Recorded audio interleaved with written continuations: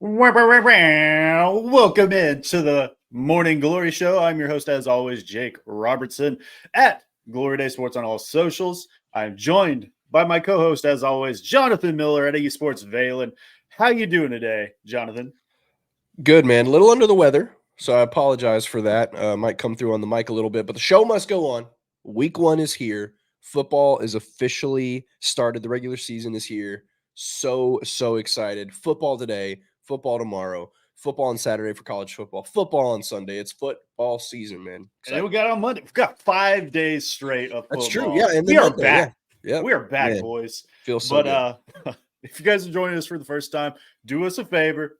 Go over to YouTube, type in Glory Day Sports in that search bar, select that, hop in the chat, drop those score predictions down below, and then hit that subscribe button. We appreciate it. We're heading towards our goal of 1,000 subscribers. Last time I checked, we were at 110, so we were getting dang close. And then once we hit that 1,000 mark, we'll be giving away that signed Tajay Spears jersey giveaway. And by looking at these metrics, about 94% of you guys aren't subscribed, but you're checking out the videos. We got 18,000 views this last month, but only 5% of you guys are subscribed. So hit that and we will be there overnight. So help us out with that. And then also, we got merch. The cups are in, the shirts are on the way, but you can check that out down below. Get your Morning Glory Show t-shirt, get that amazing logo with the GOAT himself, Steve McNair. But we got previews today. The Titans heading to Chi-Town, facing off against the Chicago Bears.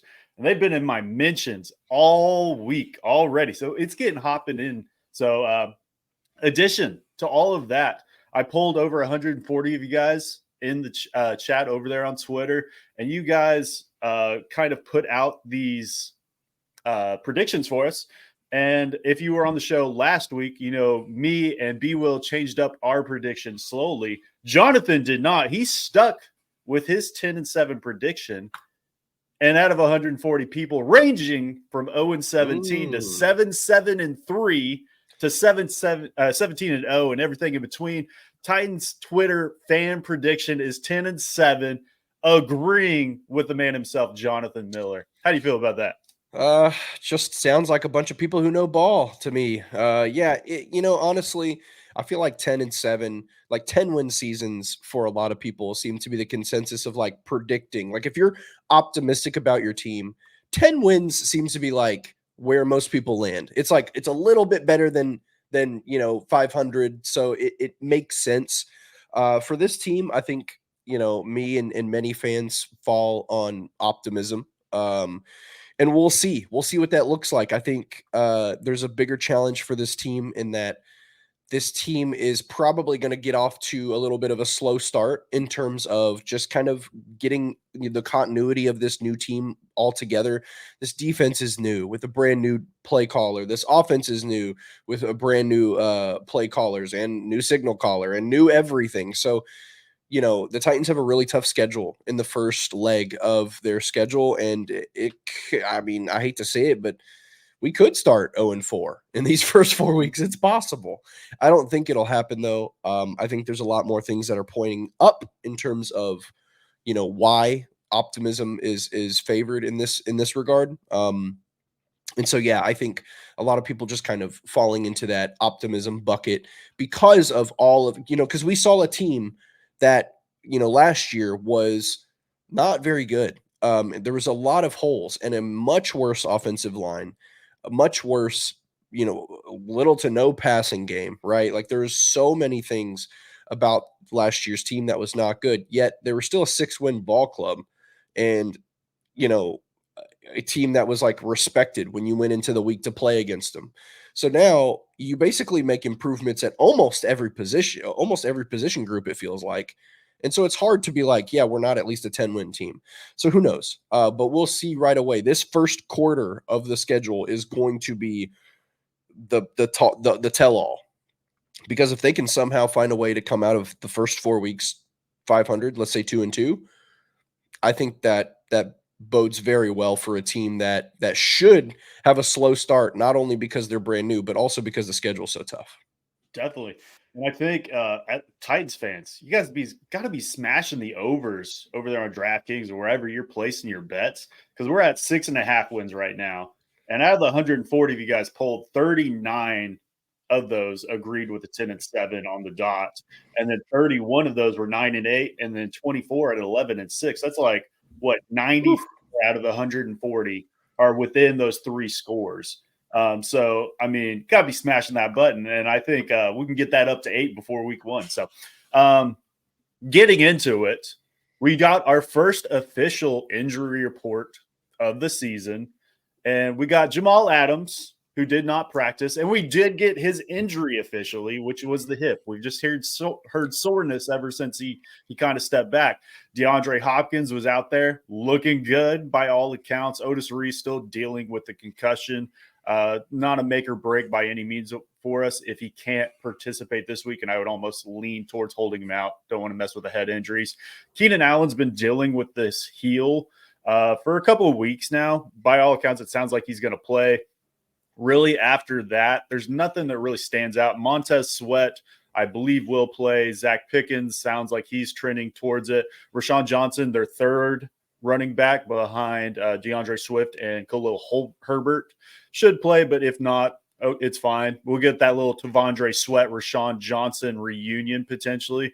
Ryan Bates, that is the one that kind of stands out to me. And listening to their fans over there, it sounds like he might not play. But even if he doesn't, they brought him in to start to be their center. And it sounds like he's lost that job, and they have him listed as the backup left guard for them now behind Tevin Jenkins. So with Jamal Adams, I think that's the biggest one that stands out to Titans fans. It's unfortunate, but I don't anticipate seeing him out there on Sunday, which might leave these safeties a little bit pressed with Diggs and Hooker, and getting rid of Molden. It's those two deep with Mike Brown at this point in time. That's the one thing that might be keeping me up at night at this point in time. What about you? Yeah, I'm not, to be honest, the whole Jamal Adams thing, I think it was pretty obvious that there was a good chance that he was going to be very limited in camp, very limited in his comeback, essentially, because a lot of people forget, like, he's coming off of some very serious injuries. And so it's not entirely surprising. It seems like the injury is not the same injury he had that he rehabbed and got better from. It seems like something that he kind of like maybe tweaked it early in camp or something. But yeah, at this point, when it comes to the veteran guys, it's all workload management, right? Because, there's not a whole lot that Jamal Adams is going to gain from getting out there, aside from getting some reps next to his teammates, right? And he's had team reps, like he's been out there. So yeah, I mean, I wouldn't be surprised if he somehow found a way to play in this game, and that they're just kind of keeping him on the report and kind of giving him as much time as possible, and then let him get out there, probably in limited action. But if he doesn't, I'm not overly concerned. Quandre is going to be playing out there. Amani Hooker's out there. Does it make me a little more sad to have Elijah Molden not here anymore? A little bit, yeah. I was kind of excited to have him in the rotation because he's a good player. But yeah, overall, and then they got rid of Matthew Jackson, which I was a little bummed about because I thought he was the better safety. But I think they'll be okay. Two safety sets is probably going to be there. McCreary has been known to do well playing the nickel, so who knows? Like, maybe they slide McCreary into that nickel set and then bring in Brownlee to cover a third receiver if they're in those wider receiver sets. So I think they'll be okay, even without Jamal. And then the other two guys, Otis Reese, definitely probably going to be inactive. I would imagine they elevate Luke Gifford if he's healthy enough. They'll probably elevate somebody like that into the 53 for game day. And then Hop is back, bro. Did anybody actually question if he was going to play? We all knew it. So yeah, we'll see Hop. He'll be ready for week 1. No, super excited to have Hop out there. And this secondary, I think outside of the injury risk, the top end is going to be there. They're matching up against some guys out there, and some of the better weapons that they'll face this season with DJ Moore, Keenan Allen, who they recently acquired via trade, Roma Dunze, who they drafted with that 9th pick after grabbing Caleb with that 1st, and then DeAndre Swift, Cole Kmet. They got some weapons out there. Dogs. And they got some dogs, and they also brought in Gerald Everett as well as that second tight end. So these are some guys that under Shane Waldron could compete. And Shane, he came in over there from Seattle after being their coordinator for the last 2 to 3 years. And I mean, you look at these guys, I mean, you've got Metcalf and DJ Moore. You've got Lockett and I would say Odunze over Allen. Maybe Allen is more of that JSN role for you. So I think these are some guys that the Titans are going to have to account for. And I think L'Jarius Sneed is going to be shadowing DJ Moore for the most part. So can Owuzie and McCreary and these safeties account for these other guys? I think it's the biggest questions for Titans fans throughout this offseason. But when we look at Shane Waldron and what he's done over there at Seattle, you think they're just going to come out in 11 and gun every play. And that's not what they do. That's not what he did historically. I mean, this is a guy that ran 12 personnel, 9th most last season. And even 13 personnel, he was 2nd in back-to-back seasons. That's 3 tight ends and a running back out there. So, I mean, they lined up and gunned 26th the most. They called the 25th amount of screenplays. So this is a offense, and it really begs the question, are they going to be putting that square peg in the round hole with Caleb Williams? Because that is not what he does well. So how do you see this defense stacking up against these weapons? Well, this matchup is actually fascinating just in terms of, like, when you look at this matchup on paper, it's really interesting because you can almost go 1-for-1 defense to offense. By the way, not just on the Titans side of like matching defense to the Chicago offense, but on the other side, on the flip side, the Titans offense to the Bears defense. This Bears defense is really good. Their secondary is really good, and they have a pretty good front as well. So when you look at every position group, it's really fascinating. That's the first thing I did, was looked at every position group and went, okay, like, where is the advantage for either side?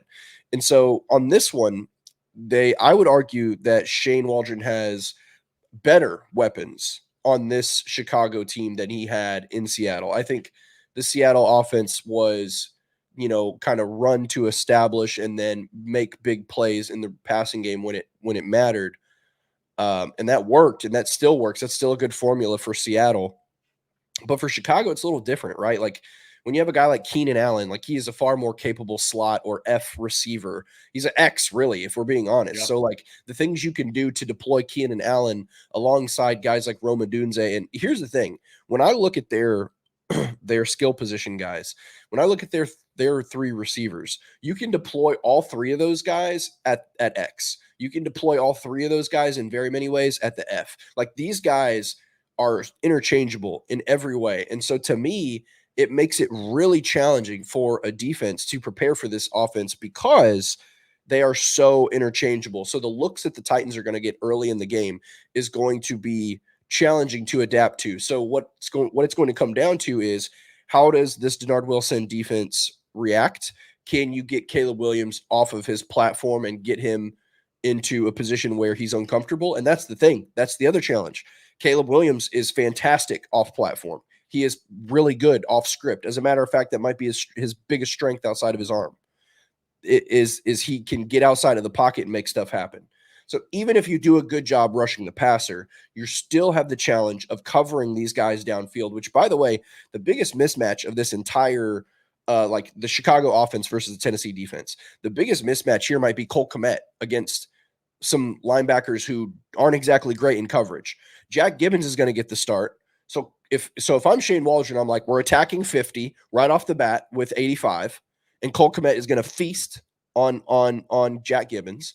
And then you have, Kenneth Murray, who's not exactly great in coverage either. Like, I think he's probably better than what he was in previous years. It looks like he took a big leap this offseason, much improved, at least passing the eye test. But again, not great in pass coverage. So that's my concern. I think Cole Kmet is actually, getting these one-on-ones against these backers. There's a really good chance that opens up the middle of the field, and then that can create opportunity for the rest of the guys. So the Titans defense, I don't think this needs to go understated, has an immense challenge, a bigger challenge than the Titans offense has against the Chicago defense, in my opinion. Yeah, so I think with Caleb Williams, I think you hit the nail on the head with off platform, Caleb Williams is, I don't like the word generational, but I believe he is probably as close to that I've seen covering the quarterback position this last 3 to 4 years since Yep. I've covered the Exceptional is a draft. good word. Yeah, He's fantastic. Yeah. he's very good. Where Caleb Williams does get knocked is performing in a system. And that even goes with Lincoln Riley, that has a very QB friendly system. They run a lot of mesh post. I mean, they run a lot of good stuff that Caleb Williams did very well. He won a Heisman with him, for God's sakes. But when you forced him to stay within the pocket, be able to read the defenses and move through progressions, that's where he kind of did fall off a little bit. And what we saw was if you could pressure him up the middle, he struggled. And if you hit him early, that's when the game started to get away from him. Like Utah did a great job against him doing that. And once they got in his ear, which I think Jeffrey Simmons will do very well, I think that's where it can kind of cut. This game can really be won for this Titans defense. And just looking at the Bears offensive line, which they have retooled it, Titans fans will recognize one of these names in Nate Davis, who had a good rookie campaign for the Titans. His sophomore year, he really stepped up. But after that, that's when those injuries started to play out a little bit. And that's ultimately why I think they didn't re-sign him. And that's when he moved over to Chicago. And just listening to the beat reporters over there, it's been pretty much the same. He's dealt with injuries for multiple seasons now, can't stay on the field.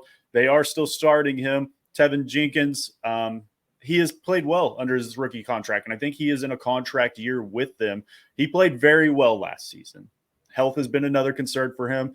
I think when we look at these tackles and Braxton Jones and Vols fans with Darnell Wright, rookie right tackle for him last year, Darnell Wright, great run blocker. I think what we saw him kind of flip the script last year was he improved down the stretch as a pass pro. I think that's probably where, I don't know if he'll ever be elite there, but I think that's where the Titans can take advantage, is over on Darnell Wright and Nate Davis' side. And then Coleman Shelton, their center that ended up winning the job, came over from the Rams. That's where I'm super excited, because Jeffrey Simmons and T'Vondre Sweat are going to bully this man. Coleman Shelton, he led the NFL in pressures, tied with Aaron Brewer last year. Not great in pass pro. He's bigger than Aaron Brewer, so he doesn't have an excuse for that. So that's where I think this pass rush can really take advantage of it all. And then we'll see. I think we'll see some EJ out there. I don't think he will get the start. Yeah. I think we'll get that Callahan confirmed he's going to play. He's going to play. Gibbs going to get that veteran nod as the starter because he's been there longer, and I think he's earned it. But we will see a lot of Ernest Jones out there. Harold Landry against Braxton Jones, I think that's a good matchup to keep an eye on for sure. And I think this, even on the opposite side, it's very similar. They're starting guys like Demarcus Walker is their other edge out there, opposite of Montez Sweat. So those matchups against NPF and him, those should be fun. Or it's really just trying to keep Montez Sweat away from Will Levis. How do you see this pass rush playing off for both sides? Because these are two offensive lines that ranked 30, 31st, 32nd last season. How much of an improvement do we see going into this season in week one? Yeah, well, I think it's far and away easy to say that the Titans' offensive line has improved maybe the most dramatically over any offensive line this offseason, not just adding good players like Lloyd Cushenberry, J.C. Latham, who's proving to do really well, finding a spot with Dylan Radins, sliding him in at right guard, which we think is a better position for him, and then having NPF, which, by the way, prior to his suspension and injury, I thought NPF was a pretty good player for a little bit there. But yeah, so to me, this is the biggest gap. Like, this is the difference maker for the entire team. So when you look at skill position and defensive secondaries and, you know, kind of the back half or the front half of this, of both sides of the ball, they match up really well. So it's hard to see, which specific player is going to maybe overwhelm their position or their opposition. But when you go into the trenches, that's the most interesting part. So I think the true difference maker, the decider here in this game is going to be the Tennessee defensive interior and the push that Tavondre Sweat and Jeffrey Simmons are going to get on those three guys. Those three interior offensive linemen are going to have trouble blocking these two players. And it's something we said early on, right when we saw Tavondre in training camp, where he was absolutely mauling guys, and we're like, okay, these guys are going to be tough to defend. But what I think is going to happen is that consistently the Bears should be okay to send those three guys to block these two players. Now, there's going to be times where they get through. They're going to do well. But I think what's going to happen is that the interior pressure, in theory, should create opportunities for the guys on the edge. And that's my concern with Tennessee. It's not the push that's going to happen from Jeffrey Simmons and Tavondre. I think they're going to get through sometimes, but they're going to get tripled, those two guys, which means that the edge guys almost all game long will have one-on-one opportunities. Now, like you said, Shane Waldron not shy to run 12 personnel. So seeing Gerald Everett and Cole Kmet out there on a regular basis, not super surprising, right? And it might not be a bad idea to have some guys to chip on the edge. Maybe you chip Harold Landry, you send a little bit of extra help there. But regardless, I would say 85% of the game, our edge defenders, our pass rushers are going to have one-on-one opportunities. They have to win those one-on-ones to create the pressure that's going to be needed to happen on Caleb Williams. That's how it's going to be. So to me, the defensive line has to win in a unique way against this Bears offensive line, which is okay at best, in my opinion, right? So they should have the opportunities that create. The secondary is going to give them time to get home, but they're not going to be able to. That if they can't get home, this is going to be a long game for the Titans defense. So to me, that's the biggest differentiator. On the other side of the ball, Montez Sweat is the one guy that sticks out. That is, that should give you some fits, but whenever there's not a ton of talent on the defensive line and you're worried about multiple areas, I think one thing that's going to bode well is this new zone scheme running game that the Titans are going to be deploying. We saw a little bit of it early in the Saints game when the ones were going, where, it was beauty. It was orchestrated beautifully, like where they were pulling guards and tackles and they were moving the offensive line around really well.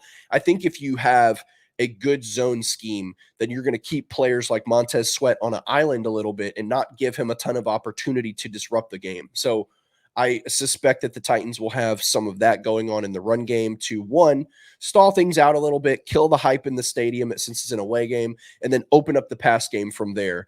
Get Will Levis moving around, just basically running opposite of Montez Sweat. Yep. And not giving him as many opportunities to disrupt the game. If the offense can do that effectively and the defense can get home on the defensive line from time to time and just keep that disruption good there, because who knows? We saw Jeffrey Simmons literally walk all pro tackles, just literally walk them backwards into their quarterback and toss them. Like, it can't be understated how good this interior defensive line is. And it also should be reiterated how poor the interior of the offensive line the Chicago Bears have. Like, it's a good offensive line, but they're playing against all pro talent on the defensive side. So that would be that's my primary key to victory for this game. No, I it's funny. One of the Bears fans, they were in my mentions yesterday, and we talked about how both these lines are very piss poor last season. PFS has the Bears moving from 31st, 30th, all the way up to 10th. 10th this season. That was posted earlier this month. How do they figure?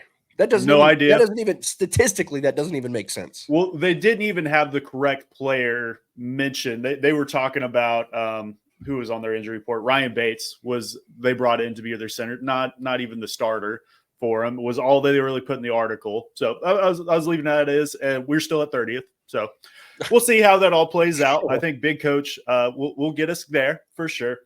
But when I look at this team, yeah, I think you put it really well. I'm moving this offense down the field opposite of Montez Sweat. If he's lining up on the left, we're running to the right.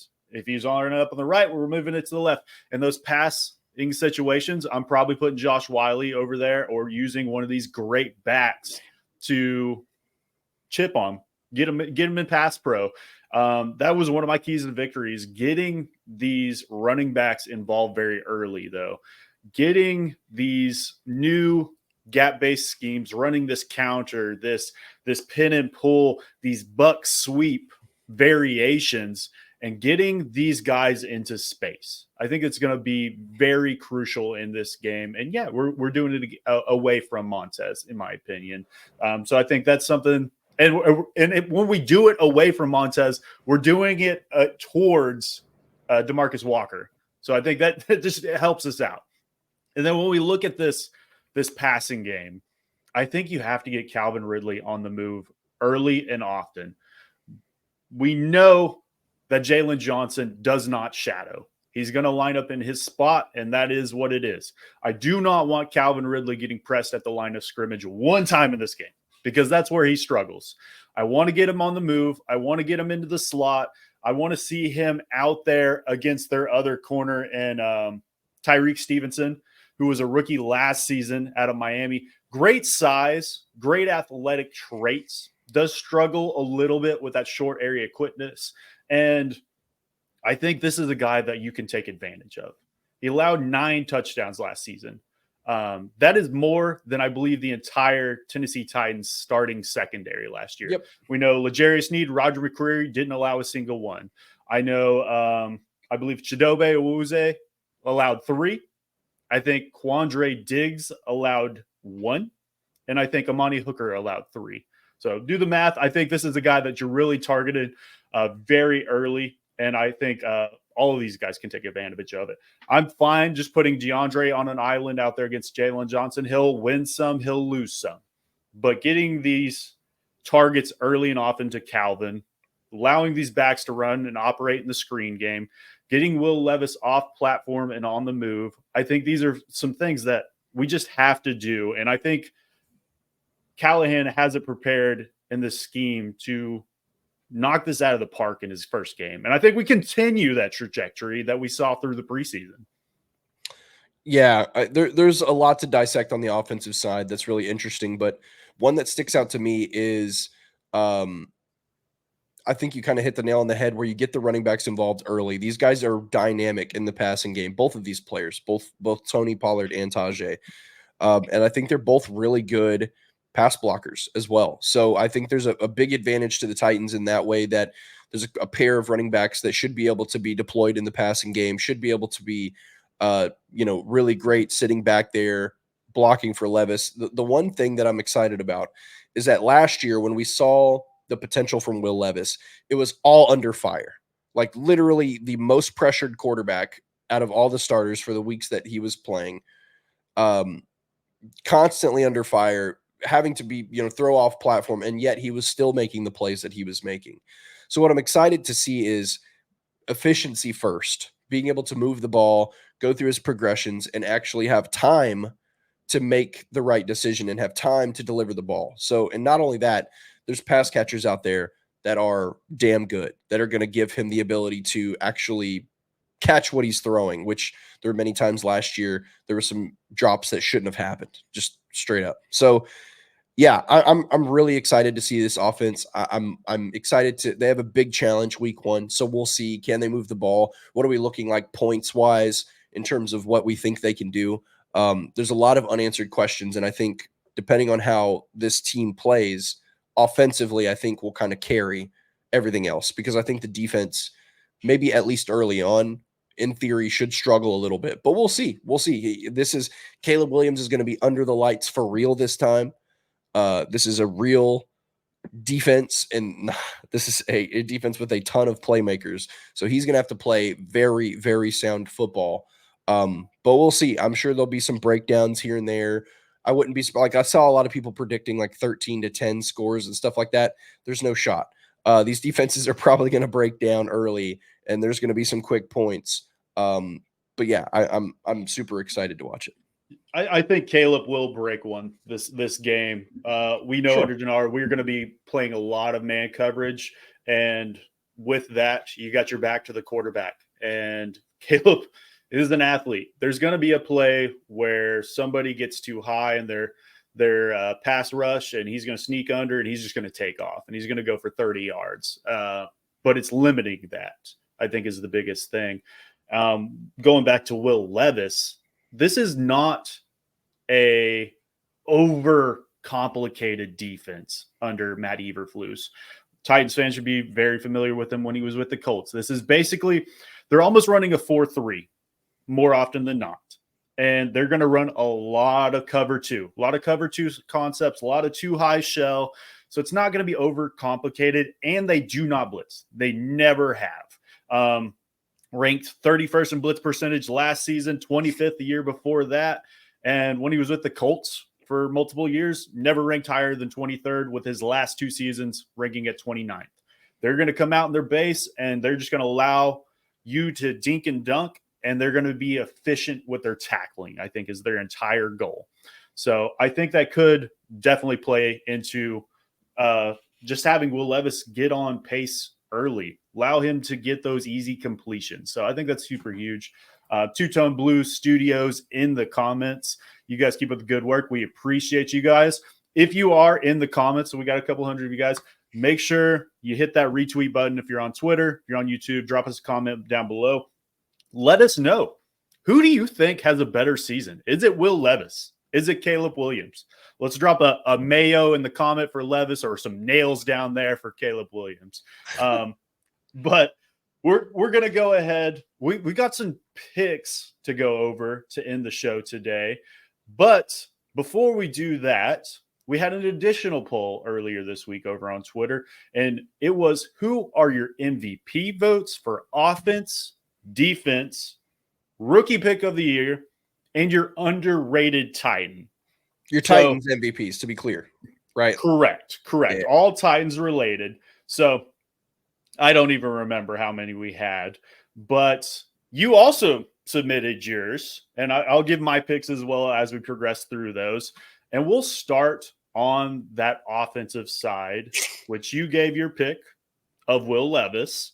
And out of these, we'll go over who was submitted. We had Levis, Ridley, Boyd, DeAndre Hopkins, Tony Pollard, Tajay Spears, DMR, and big coach himself, Bill Callahan, which I did enjoy that pick.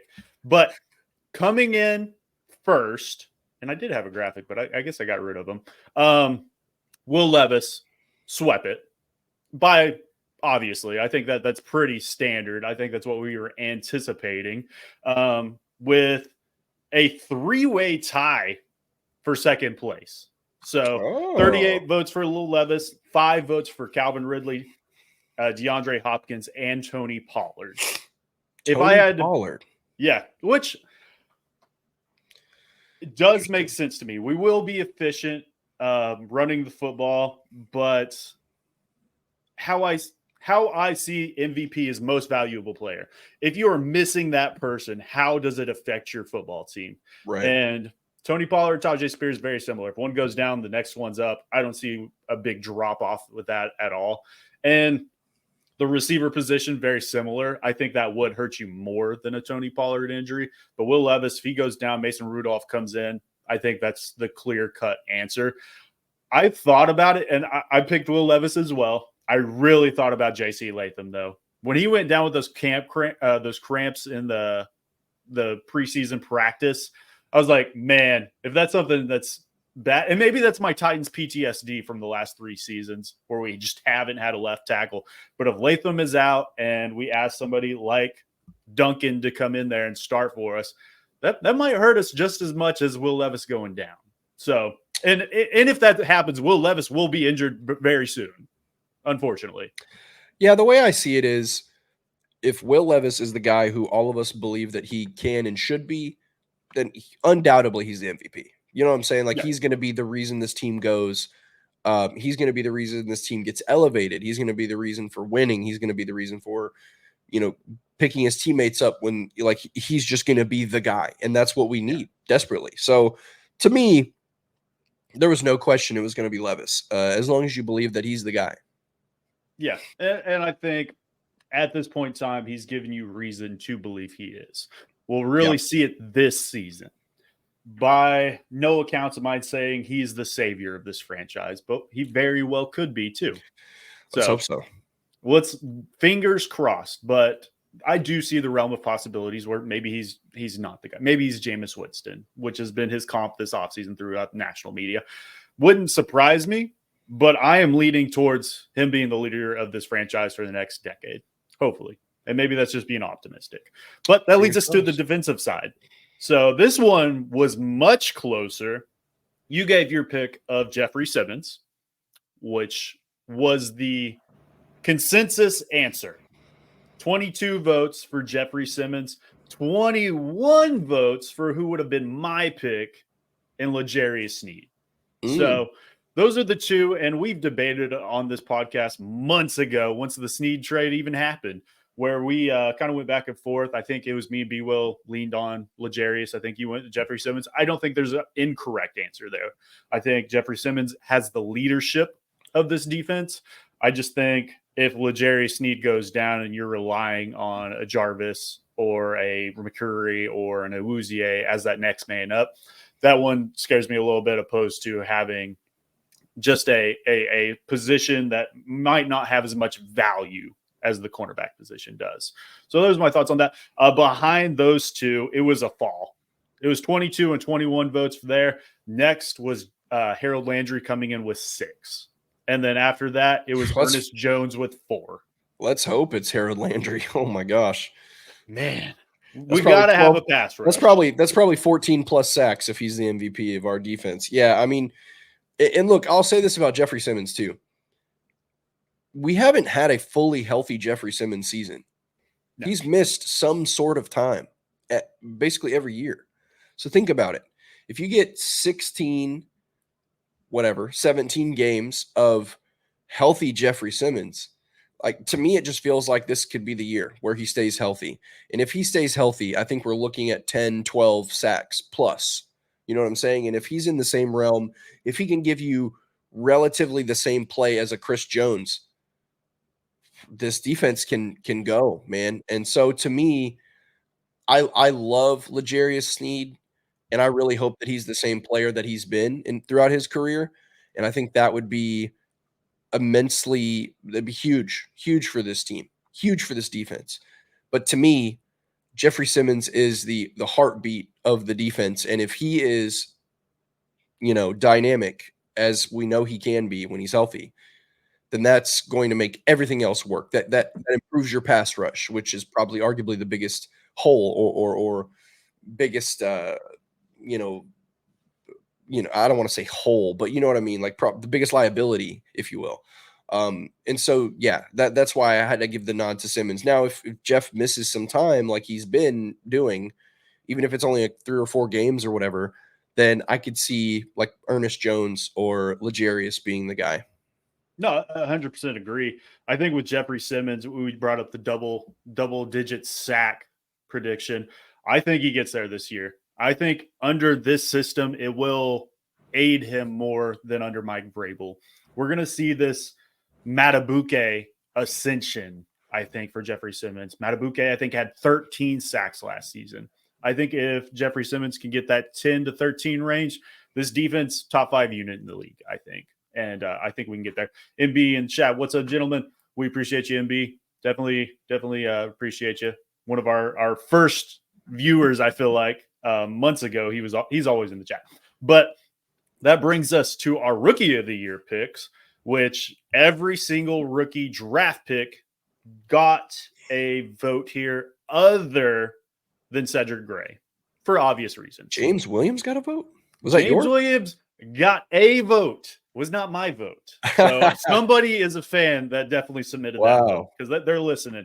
But yeah, J.C. Latham, Tavondre Sweat, James Williams, Jarvis Brownlee, Jalen Harrell, and Jaquan Jackson.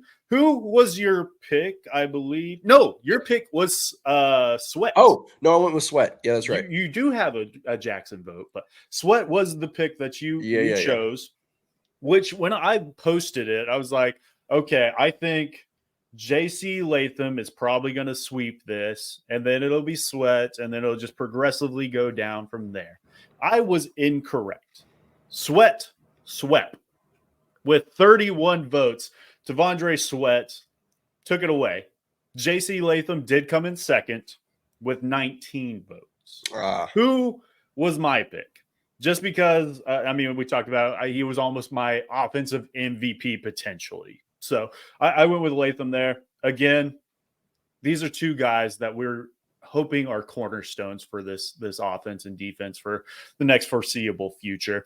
And pairing Sweat next to Simmons, every single Titans fan is excited to see what that looks like. And if he's got the weight down, he's looking explosive. If he is on the field for the majority of snaps, sky's the limit for this cat. And if I had to pick somebody to win offensive rookie of the year or defensive rookie of the year in totality, we know J.C. Latham's not winning it. Offensive line's not going to win that award. T'Vondre Sweat, though, if he comes in there, has 6 sacks, has some tackles for losses, has some pressures in there. T'Vondre Sweat could win defensive rookie of the year, and I think he's top 10 in the rankings as of right now to do it. And I think it's only going up from there. I haven't checked it in probably a couple of weeks. So obviously you went T'Vondre Sweat. I went J.C. Latham. Behind them, it was a tie for third with Jarvis Brownlee and Jalen Harrell with 4 picks each. And then Jaquan Jackson. Interesting. Yeah. Yeah. And I think it just goes down to when we thought Key was not going to be out there. And we kind of saw what he could be. And then that second preseason game and third preseason game, he put it together. I think there's a lot to like there. And we're going to see that rotation with Key. But behind those 3 primary pass rushers, that's where it gets a little hazy. Is it going to be the Ollie Gay? Is it going to be the Caleb Murphy? Rashad Weaver, gone. We did not talk about it earlier. He is a Texan. So we'll and I know you're a big Rashad Weaver guy and got history there. I just like the guy. I think he's an awesome guy. He's a good dude. He and it makes sense. He basically told me, this is not breaking news or anything. It's not serious or whatever, but he told me personally that it was just important for him to get a fresh start, which is the reason why he didn't come back to the Titans practice squad.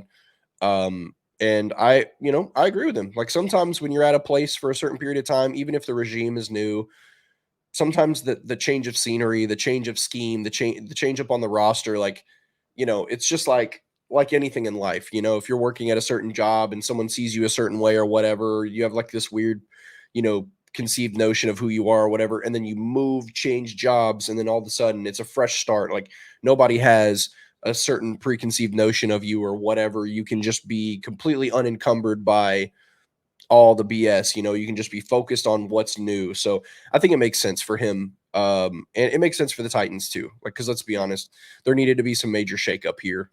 So yeah, just happy for him. Hope it goes well. I told him, I was like, good luck, brother. I just hope that you don't do well 2 weeks of the year. So yeah. Fuck the Texans 2 weeks out of the year. And I'm fine with that. But, He can go back up to Nico Autry with his suspension. He's got friends in Aziz over there. It makes sense. It makes sense. And for the Texans, it makes sense for them too to bring him in and just, hey, we can look at this playbook. What does Denard Wilson's defense look like? What is Will Levis? How is he progressing? It makes sense for all parties, I think. So sure. Can't hate on it too much. And then Jaquan Jackson, James Williams, they got some votes there as well. 1 vote each, which leads us to underrated, underappreciated Titan, which this one all over the board. I think there is 22 picks here, and we only start 22 players. This is your Jaquan Jackson pick, and I see the vision. I went with Josh Wiley. I think he is tight end 1 over Chig. He's going to be that Y for us. And I'm starting him in fantasy this week. I've got him in a couple leagues. So I'm putting my money where my mouth is. And if he goes out there and puts up a reception for 6 yards, might be a little heartbroken. Wait. Speaking of fantasy, I think you and I play against each other. And I believe we do. I have not looked at that. I haven't looked at that league since we drafted 2 months ago. Yeah. It's the I called it the The Glory Day Sports Bowl. Yeah, we Yeah. do. We play each other. Let's see. Right now, you are favored by 8 points. You are favored? Hold It's on, because I didn't chat. I'm draft the about to, defense and I threw somebody else in there like maybe a week or so ago. I'm But about to look at that. we'll see how that plays out. We'll keep you updated going into next week how that went down. Sure. Yeah. If you guys are in the Glory Day Sports Fantasy Championship, completely different league, several leagues at this point in time. Good luck to everybody, unless you're playing me.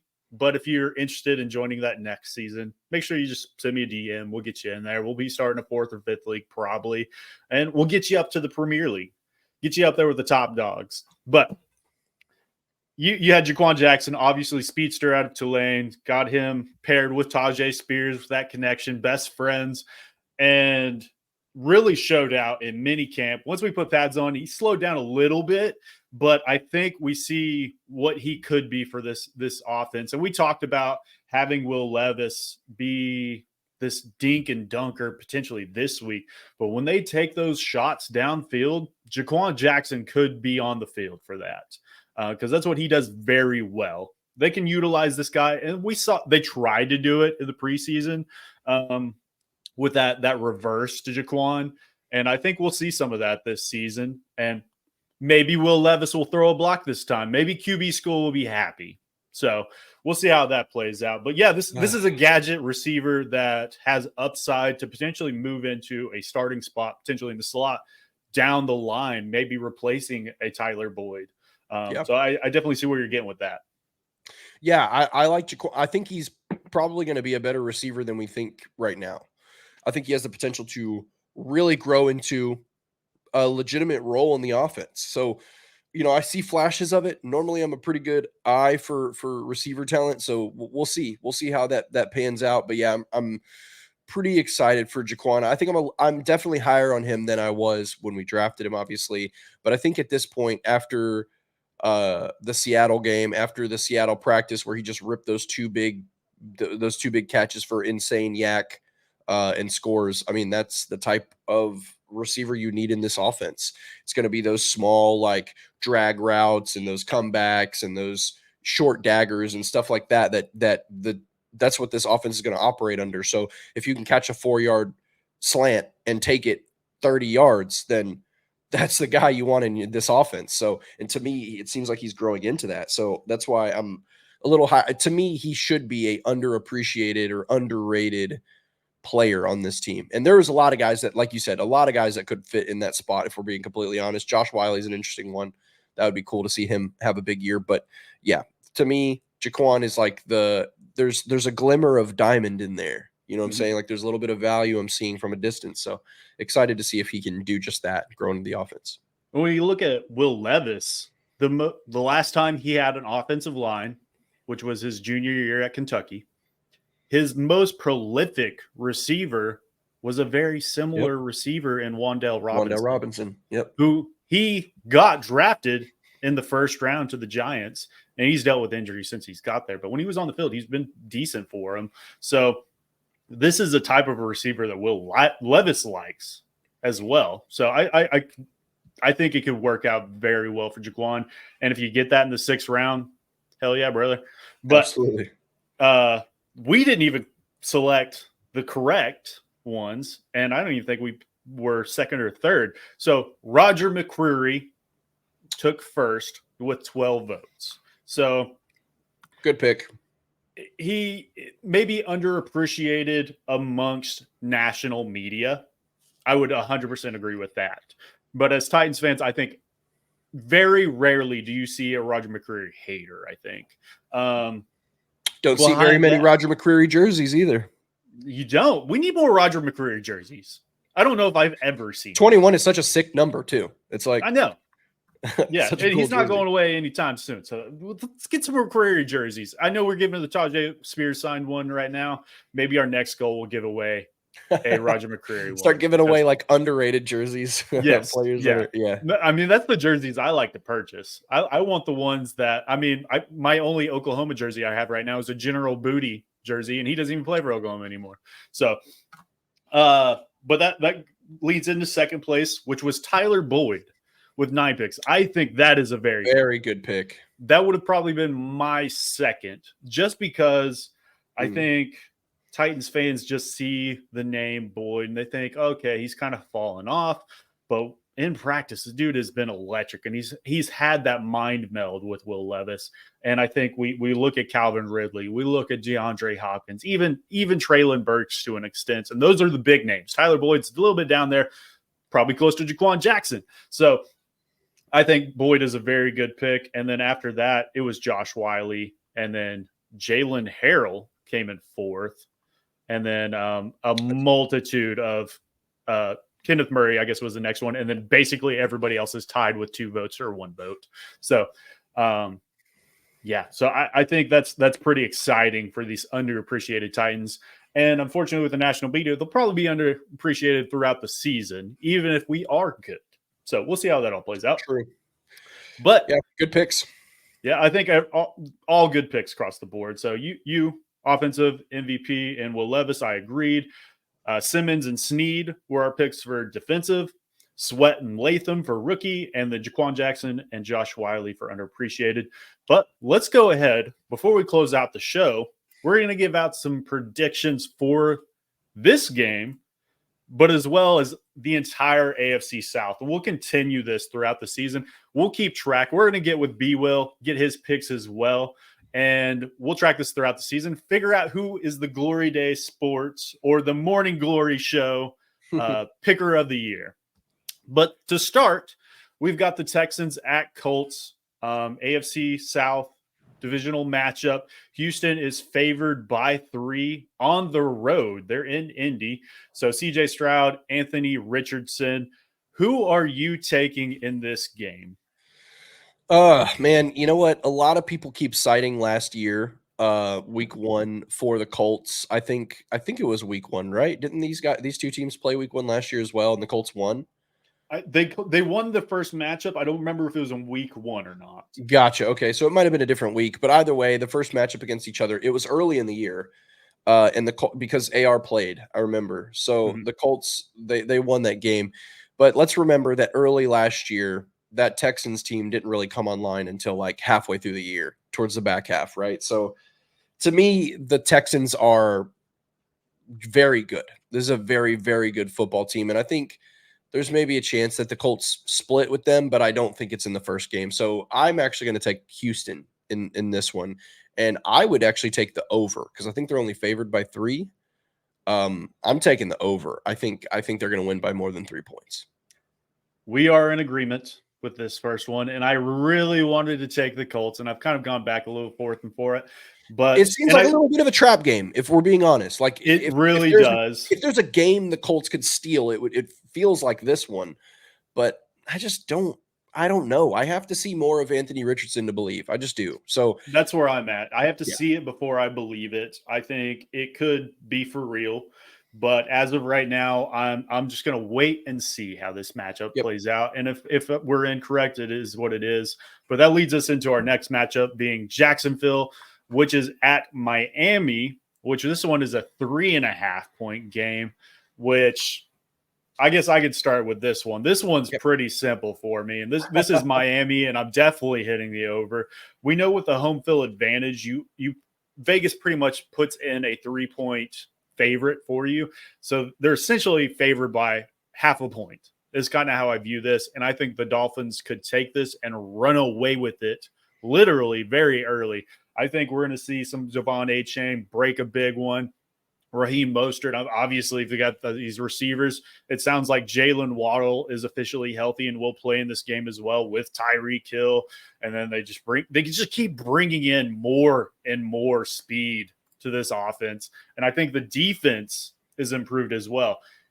Aaron Brewer, big question mark at the center position, as Titans fans all know. But I think they'll be fine. Tua, I think, will stay upright. And I'm not overly worried about this Jacksonville team. And I've talked about it on the show many times at this point, is I think they're the bottom of the AFC South.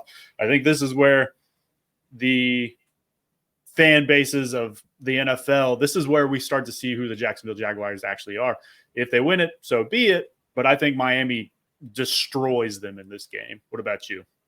Yeah, I agree with you on that. I'm going with the Dolphins, and I'm also taking the over. These spreads are low, absolutely low. So if Yep. anyone has never bet before and you're thinking about doing sprinkling a little bit of money on DraftKings or something, no free shout outs, then this is the week to do it, because there's a lot of opportunity there to win some money. Because yeah, I think the Dolphins, I'm with you on the Jacksonville thing.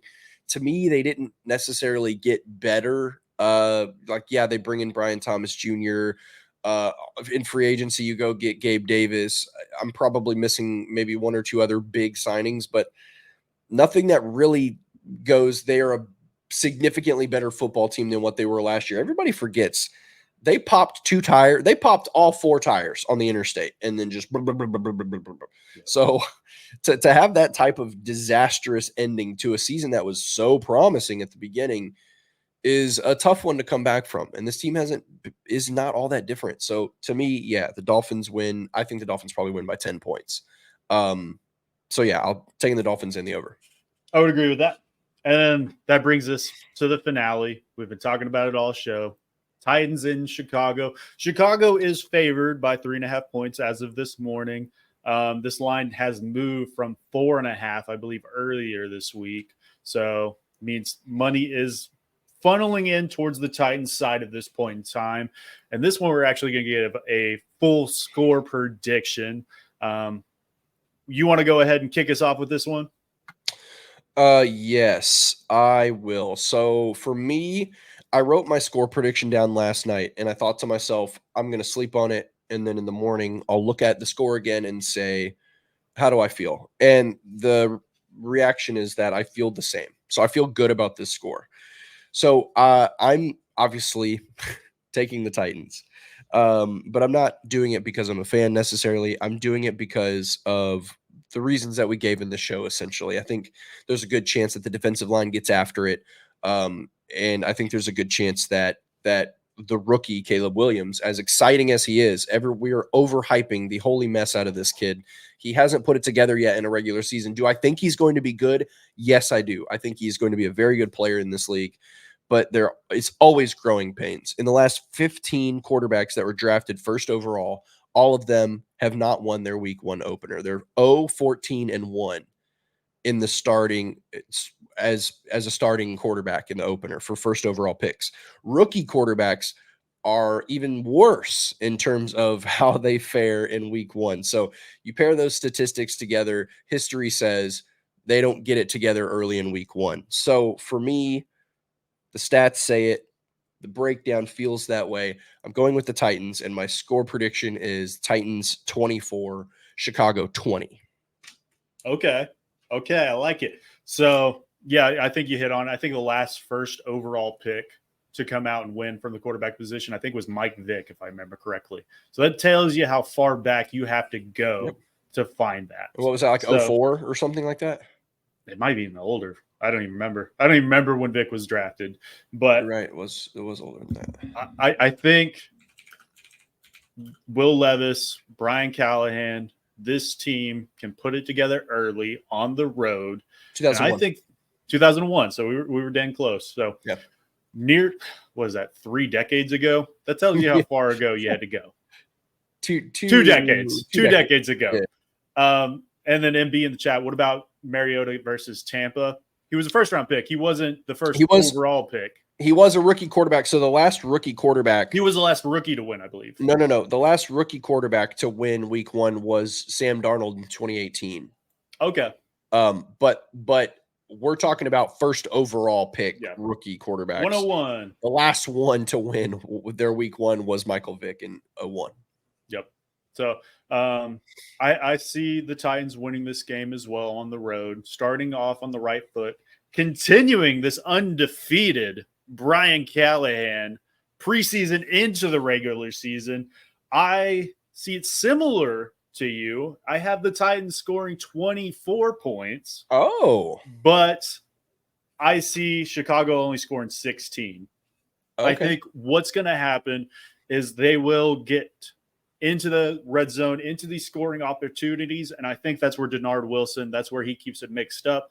And I think that's where they get those stops and force them into field goal situations. I'm sure they'll have one great play. There's going to be a Sports Center highlight from Caleb Williams where he does the behind the back, no look, throw pass to Roma Dunze for 80 yards and a touchdown. Well, that's the only touchdown of the day is how I see it. And that's all you'll see. But the Titans walk away with a win, and they walk in to week 2 against who are we playing week 2? Green Bay, the Jets for the home opener. So I think they get back to Nissan Stadium, and we'll see how that game plays out. But I think that basically wraps it up for today. We're super happy to have you guys. We will be going live after the game that night to recap. Time TBD. But we should have B. Will joining us as well. We'll be covering all of that, and then we'll be continuing these predictions shows, this coverage going forward throughout the season. So we're super excited to have our first regular season of the Morning Glory Show. It's going to be fun on a bun. Let's get that subscriber count up to 1,000. Drop those score predictions down in the comment below. Let us know if you have the Titans. Let us know if you have the Bears and what that score looks like and how it plays out. But we appreciate you guys as always. Big hug, tiny kisses. Love you, mean it. Peace. Wait. We're back. Wait. Nobody leave yet. You see that button down there? That little bell? Need you to hit that. Subscribe to the channel. All right? Don't leave yet if you're not subscribed. If you enjoyed the content, we're coming back to you. We have content all season long. And yeah, appreciate you guys. Got to hit it one more time. Got to remind everybody before we leave. Subscribe. Peace. Appreciate it.